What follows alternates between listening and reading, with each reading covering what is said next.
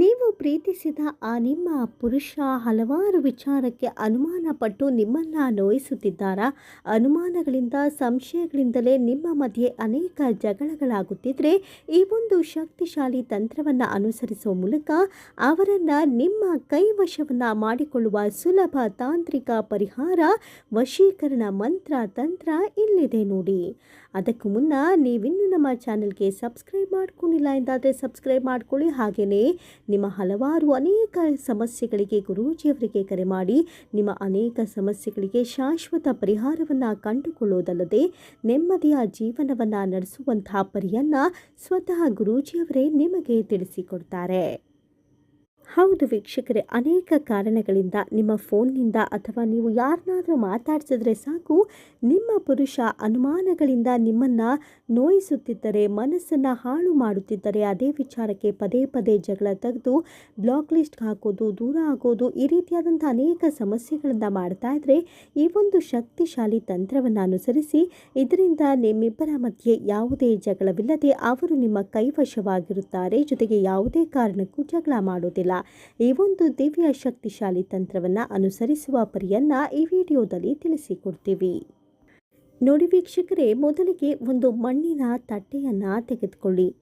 ಇದಾದ ನಂತರ ಮಧ್ಯದಲ್ಲಿ ಒಂದು ನಿಂಬೆಹಣ್ಣನ್ನು ಇಡಿ ನೋಡಿ. ಈ ರೀತಿಯಾಗಿ ನಿಂಬೆಹಣ್ಣನ್ನು ಇಟ್ಟು ಆ ನಂತರ ಸುತ್ತಲೂ, ಅಂದರೆ ಆ ಮಣ್ಣಿನ ತಟ್ಟೆಯ ಸುತ್ತಲೂ 11 ಹಸಿರು ಮೆಣಸಿನಕಾಯಿಯನ್ನು ಇಡಿ.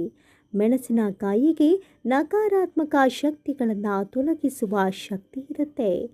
11 ಮೆಣಸಿನಕಾಯಿಯನ್ನು ಇಟ್ಟು ಆ ನಂತರ ಅರಿಶಿಣದ ದಾರದಿಂದ ಈ ಒಂದು ನಿಂಬೆಹಣ್ಣಿನ ಸಹಿತ ಈ ಮಣ್ಣಿನ ಮಡಿಕೆಯನ್ನು ಅರಿಶಿಣ ದಾರದಿಂದ ಈ ರೀತಿಯಾಗಿ ಸುತ್ತಿ. ನೆನಪಿರಲಿ, ಇದನ್ನು ಸುತ್ತಬೇಕಾದ್ರೆ 18 ಬಾರಿ ಸುತ್ತಿ. ಈ ರೀತಿಯಾಗಿ ಅರಿಶಿಣ ದಾರದಿಂದ ಸುತ್ತುವಾಗ ಅವರನ್ನು ನಿಮ್ಮ ಕೈವಶ ಮಾಡಿಕೊಳ್ಳಲು ನೀವು ಸಂಕಲ್ಪವನ್ನು ತೊಡಬೇಕಾಗತ್ತೆ.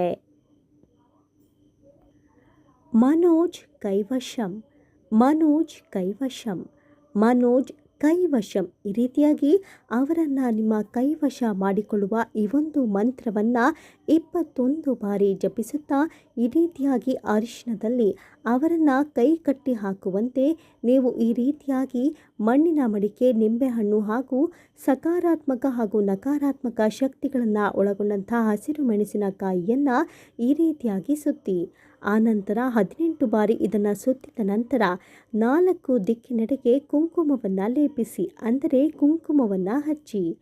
ಇದೆಲ್ಲವೂ ಆದ ನಂತರ ಬಲಗೈಯಿಂದ ಆ ಕುಂಕುಮದ, ಅಂದರೆ ಆ ನಿಂಬೆಹಣ್ಣಿನ ಮೇಲೆ ನಿಮ್ಮ ಕೈಯಿಟ್ಟು ಸಂಕಲ್ಪವನ್ನು ಮಾಡಿಕೊಳ್ಳಿ. ನಿಮ್ಮ ಮನಸ್ಸಿನಲ್ಲೇ ಇನ್ನು ಮುಂದೆ ಯಾವುದೇ ಅನುಮಾನ ಪಡದೆ ಅವರು ನಮ್ಮ ಕೈವಶವಾಗಬೇಕೆಂದು ಸಂಕಲ್ಪವನ್ನು ಮಾಡಿಕೊಳ್ಳಿ. ಇದಾದ ಕೇವಲ ಒಂದೇ ಒಂದು ವಾರದಲ್ಲಿ ಅವರು ಅವರ ಎಲ್ಲ ಅನುಮಾನದ ಭೂತಗಳನ್ನು ಬಿಟ್ಟು ನಿಮ್ಮ ಕೈವಶವಾಗುತ್ತಾರೆ. ನೀವು ಹೇಳಿದ ರೀತಿ ಕೇಳಿಕೊಂಡು ನಿಮ್ಮ ಹಿಂದೆಯೇ ಸುತ್ತುತ್ತಾರೆ. ಇನ್ನು ನಿಮ್ಮ ಅನೇಕ ಸಮಸ್ಯೆಗಳಿಗೆ ಗುರೂಜಿಯವರಿಗೆ ಒಮ್ಮೆ ಕರೆ ಮಾಡಿ ಶಾಶ್ವತ ಪರಿಹಾರವನ್ನು ಕಂಡುಕೊಂಡು ನೆಮ್ಮದಿಯ ಜೀವನವನ್ನು ನಡೆಸಿರಿ. ನಿಮ್ಮ ಸ್ನೇಹಿತರಿಗೂ ಹಲವಾರು ಸಮಸ್ಯೆ ಇದ್ದರೆ ಗುರೂಜಿಯವರ ನಂಬರನ್ನು ಶೇರ್ ಮಾಡಿ ಪರಿಹಾರವನ್ನು ಪಡೆದುಕೊಳ್ಳಲು ಸಲಹೆ ಕೊಡಿ. ಧನ್ಯವಾದಗಳು.